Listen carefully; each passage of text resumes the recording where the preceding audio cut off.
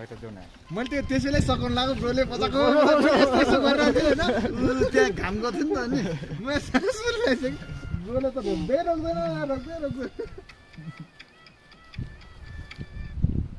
ट्याक्कै घामको जाने बेलामा हरियो बाई बाई बाई गरेँ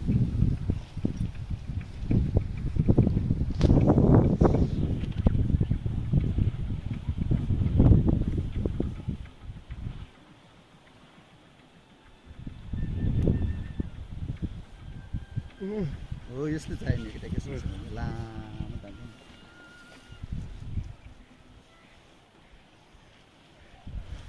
ल्यापटपमा हालिहाल्नुपर्छ यो माल हालिहाल्नुपर्छ ल्यापटपमा भयो नि